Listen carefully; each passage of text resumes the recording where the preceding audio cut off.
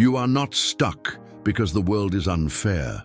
You are stuck because you think based on what you see in others, like a slave who copies crumbs and calls that faith. Most people live as echoes. They repeat what they've seen. They imitate what someone else did. They follow dead formulas expecting living results. That is not wisdom. It is mental laziness disguised as spirituality. You look at someone else's life, copy the method, repeat the prayer, imitate the language, and when it doesn't work, you say, maybe it's not God's will. A comfortable lie, dangerous, cowardly. God never called you to live based on others. He called you to live by principles. Looking at someone else's miracle is observing the effect. Principle is mastering the cause. When you compare yourself, you're trying to reproduce someone else's miracle. Principle is understanding the invisible law that produces the miracle. And here is the truth that hurts. You are not financially broken. You are not spiritually behind. You are mentally misaligned. Napoleon Hill said that the greatest human error is living in reaction to circumstances instead of governing one's own mind.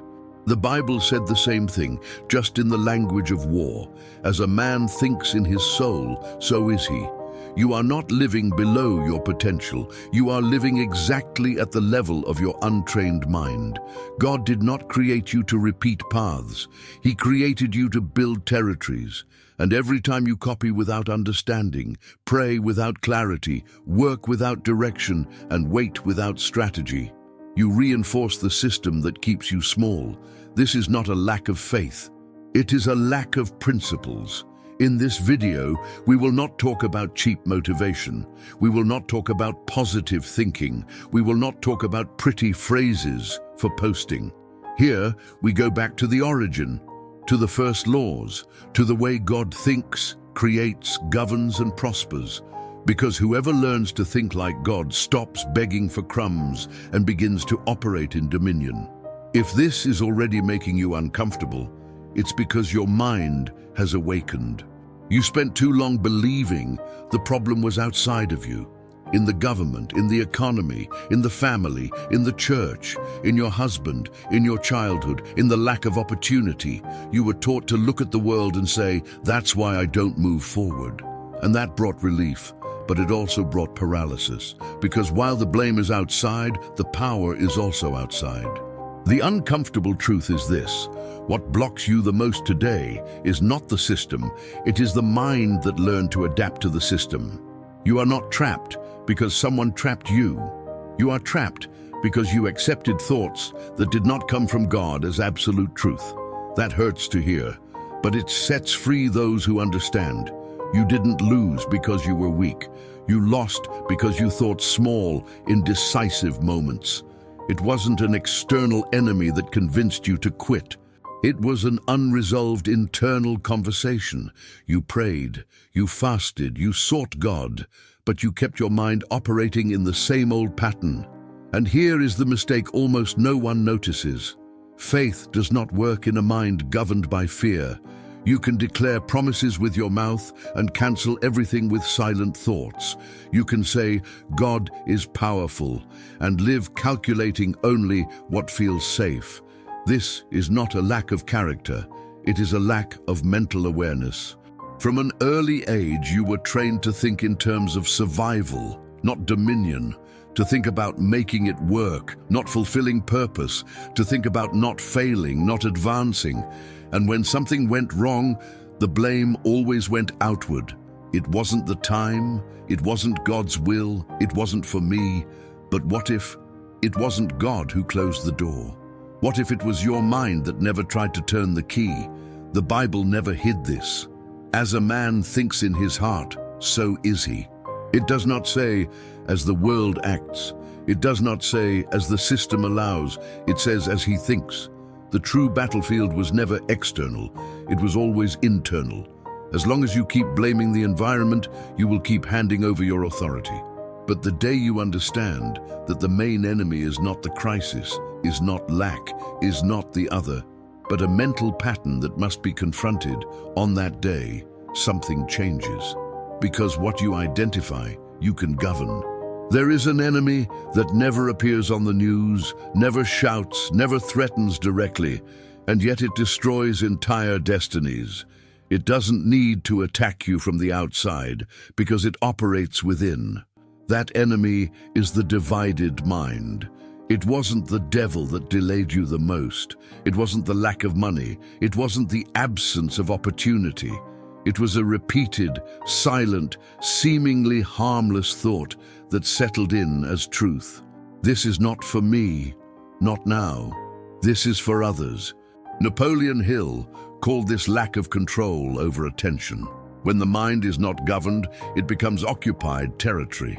A person may desire to move forward, but think about retreating. They may dream, but calculate failure before the first step.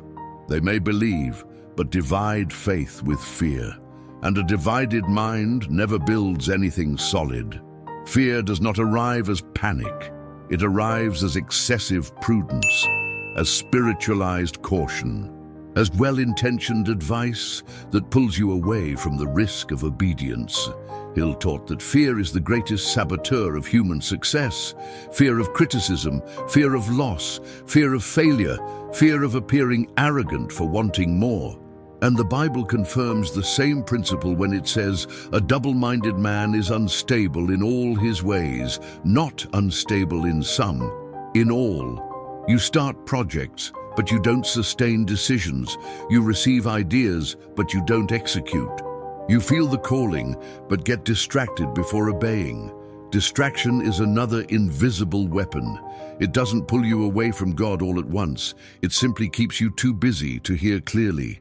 You live busy, tired, overloaded, but not aligned.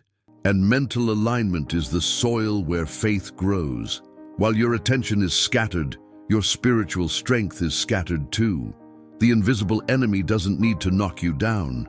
It only needs to keep you confused. Confused about who you are. Confused about what God promised. Confused about when to act. And confusion always produces delay. That's why so many Christians pray but don't advance, read the word but don't live the word, know the promises but don't take possession of them. It's not rebellion. It's a fragmented mind. When you don't govern your thoughts, someone or something governs them for you. And God never called you to live reacting. He called you to govern. Freedom begins when you stop fighting people, systems, and circumstances, and start confronting the mental patterns that sabotage your obedience. Because the real enemy is not outside, waiting for an opening. He is inside, waiting for distraction. This is where many people get confused. They think there is a war between thought and faith, between mind and spirituality, between strategy and God. But that never existed. Napoleon Hill never taught anything that contradicted eternal principles. He simply translated into mental language what the Bible had already declared in the spiritual realm. When Hill speaks about control of attention, he is speaking of the same law the Bible calls self-control. When he says sustained thought becomes reality, Scripture calls it active faith. When he warns about fear as a saboteur of destiny, the Bible calls it a spirit of fear. It is the same law, only the language changes. Hill stated that the human mind is fertile ground. It produces whatever is repeatedly planted, whether good or bad. The Bible confirms this when it says that whatever a man sows, that he will also reap. This is not coincidence. It is principle. Jesus never asked people to merely believe emotionally. He demanded internal alignment.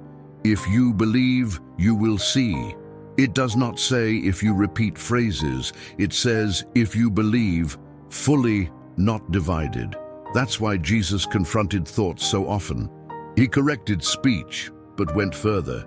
He corrected the mind. Why do you think these things in your hearts? That question appears many times. Napoleon Hill taught that most people fail not for lack of talent, but for lack of mental discipline. The Bible says the people perish for lack of knowledge, not for lack of anointing, not for lack of services, but for lack of understanding. When you bring these two authorities together, one thing becomes clear. Prosperity is not luck, not chance, not the privilege of a few. It is the consequence of alignment. Alignment between what you believe, what you think, and what you do. Faith without mental direction turns into emotion. The mind without spiritual principles turns into pride. But when the two walk together, the result is governance. God has always operated this way. He delivers promise, but demands posture. He releases a word, but requires obedience. He declares destiny, but observes mentality. It was this way with Abraham. It was this way with Moses. It was this way with Joshua. Napoleon Hill merely systematized what had already been working for millennia. A focused mind, without dominant fear, aligned with a higher purpose, becomes unstoppable. And the Bible confirms it.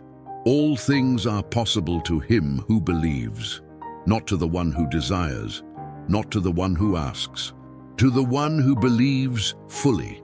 When you understand this, you stop separating the spiritual from the practical. You stop dividing faith and action. You stop thinking that thinking correctly is a lack of spirituality. Thinking correctly is obedience. God always revealed that the greatest blockage to the promise was not the external enemy, but the mind of his own people. And perhaps no story makes this clearer than Israel in the wilderness. They had a promise. They had deliverance. They had visible miracles, they had daily provision, but they did not have the mentality of the promised land. They left Egypt physically, but Egypt never left their minds. The mental error was not a lack of faith in God, it was an excess of memory of slavery. They compared the future with the past. They measured the promise by old pain.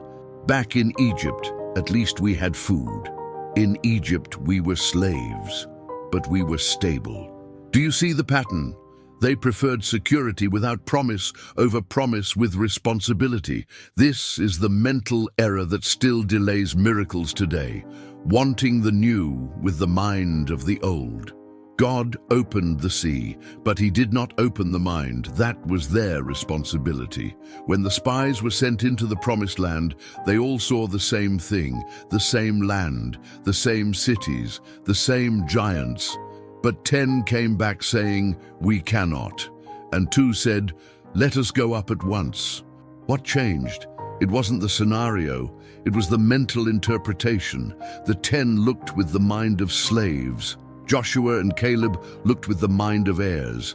The 10 thought, "We are grasshoppers." The 2 thought, "If God promised it, it is already ours." Here is the key. The promise was collective, but access was mental. God did not cancel the promise. He simply allowed a generation to die trapped in its own thinking. That is heavy, but it is biblical. Did they pray? Yes. Did they see miracles? Yes. Did they walk with God? Yes. Even so, they did not enter, because faith without a change of mentality produces circular movement. 40 years walking in circles, a lot of movement. No advancement. Only those who accepted the exchange of identity entered the land. From slaves sustained by miracles to governors responsible for territories. The correction of mentality came when God said, "Be strong and courageous." It was not physical strength, it was internal posture. Joshua had to understand that it was no longer the time for manna to fall from heaven. It was time to step, conquer, and sustain. Every promise requires a compatible mind. And here is the truth few want to face. God does not withhold promises. He waits for mental maturity to sustain them. The promised land was never blocked by giants. It was blocked by a mind that still thought like a slave. And this is still happening today. Now pay attention, because what comes next is almost never taught directly. Not because it is complicated, but because it is dangerous to systems that profit from passive minds. There is an invisible code operating behind faith, prosperity, and advancement. It is not mysticism, it is law, and every law only works for those who know it exists. While the majority lives trying to make it work, a minority governs because they learned how to think correctly. This is not motivation. It is spiritual strategy. Every army wins before the war begins. Victory is born in the mental map, not on the physical battlefield. That is why God never trained Israel first with weapons, but with posture. Be strong and courageous. This is not a pretty phrase. It is a command of war. Courage, in the Bible, is not the absence of fear. It is the decision not to obey fear. Here is the secret almost no one connects. Fear does not block miracles. It blocks movement. And without movement, no promise manifests. Napoleon Hill called this paralysis of attention. The mind becomes too busy evaluating risks and forgets to execute the calling. The Bible calls this looking back. Every time someone looked back, they lost something. Lot's wife became a statue. Israel was delayed 40 years. Peter began to sink. It was not the wind that sank Peter. It was diverted attention. This is the code. The enemy never tried to remove the promise. He only tried to remove the focus. Because a focused mind is a weapon. A divided mind is conquered territory. Now understand the seriousness of this. There is no prosperity without mental governance. There is no spiritual advancement without internal discipline. There is no inheritance without responsibility. Everything God delivers, He sustains, but He only sustains what has structure. Miracle without mentality becomes trauma. Blessing without preparation becomes a burden. Growth without governance becomes a fall. That is why some receive and lose, advance and retreat, start and do not finish. It is not an external attack. It is an internal command failure. You were trained to ask, but you were not trained to govern. And whoever does not govern their own mind will always be governed by circumstances. This is the turning point of the message. Here we are not talking about hope. We are talking about activation. From here on, it is no longer about listening. It is about assuming position, because every war manual has a moment when the soldier stops studying and enters the field. And you are exactly at that point. Now I need you to stop just listening. If you keep only watching, nothing changes. This requires participation. Take a deep breath, not as a symbolic gesture, but as an act of mental interruption. Interrupt the noise, interrupt the rush, interrupt the old voice that always tries to run to the next thing. Now think truly. What thought repeats most when you try to move forward? Not what you say out loud, what appears when no one is watching. Identify it. Do not fight it yet. Just recognize it. Now imagine that thought as a command, because that is what it has been. Every time it appears, your mind obeys. Your body pulls back.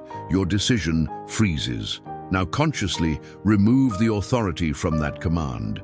Say internally with clarity, this thought no longer governs. Do not negotiate. Do not debate. Declare. Now visualize your mind as a territory, not as something abstract, but as a command room. Who is sitting at the center? Fear, doubt, other people's opinions, the past? Mentally remove that figure from the chair, not with emotional violence, but with authority. Now place there the promise God has already given you, not a generic one, yours. If you don't remember any, remain silent for a few seconds and allow spiritual memory to surface. Now quietly or out loud declare, I assume governance over my thoughts. Feel the weight of that sentence. Governance is not emotion, it is responsibility. Now think of a decision you have been postponing, the one that always has a later. Visualize yourself executing that decision with firmness. Do not visualize the final result. Visualize only the first step, because that is where fear usually attacks. See yourself taking that step with calm, clarity, and conviction. See the scenario. See your posture, see your mind firm. Now declare again, I act aligned with the promise, not with fear. Repeat it. This activation is not a ritual, it is training, and every training requires conscious repetition. Whenever a thought tries to push you backward, respond with command, not conversation. Thoughts are not debated, they are governed. From today on, you no longer react automatically. You choose, and that choice changes everything. From this point forward, some things must die, and they are not people, not circumstances, not systems. It is an old identity that no longer serves you. You are no longer someone who asks permission to move forward. No longer someone who lives waiting for an external sign to obey what has already been revealed. No longer someone defined by past mistakes, family limits, or social statistics. That is over. You are not a survivor. You are an heir. An heir does not beg. An heir administers. An heir sustains. The Bible never called the children of God an audience. It called them a holy nation, a royal priesthood, a chosen people. This is not poetry. It is position. When you accept this identity, something changes in the way you think, speak, and decide. You stop asking, will this work? And start asking, is this aligned with who I am? Royalty does not chase crumbs. Royalty builds tables. Spiritual authority does not shout. It manifests through posture. From now on, you no longer respond to fear as a subordinate. You treat it as an invader. You no longer define yourself by what was lacking. You define yourself by the inheritance you carry. That inheritance is not only spiritual, it is mental, emotional, and practical. You were given the capacity to plan, to sustain, to govern resources, decisions, and paths. Not to exalt yourself, but to fulfill purpose. You were not called to live in perpetual improvisation. You were called to build. And building requires a firm mind. Today you close a silent cycle, the cycle of seeing yourself as small in the face of the promise. You are not small. You were misaligned, and alignment restores authority immediately. From now on, when old thoughts try to return, you do not argue. You remember who you are. When doubt tries to negotiate your obedience, you do not justify. You decide. When fear tries to rush you or paralyze you, you do not bow. You govern. Because whoever knows who they are does not accept just any voice. You are not a slave to patterns, not a hostage to the past, not a prisoner of cycles. You are someone who received governance and now must exercise it. Not tomorrow, now. This identity is not built with emotion. It is assumed with awareness, and awareness generates posture. Posture generates action. Action generates results. You are not awakening to something new. You are returning to the place that was always yours. If this made sense to you, do not let this moment die in silence. Write in the comments a short, simple sentence, but loaded with governance. Choose one and declare it. My mind is my kingdom, or I govern my thoughts, or I no longer live as a slave. This is not for me. It is for you to mark your position. When you write, you seal. When you declare, you assume. And if you felt this content is not common, it's because it was not made for the distracted crowd. It is for those who decided to wake up. Subscribe to this channel not as a spectator, but as part of a conscious remnant. A group that does not live by impulse, does not think small, does not negotiate promise. Here we do not form followers. We form governed minds. If you are part of this silent army, take your position now.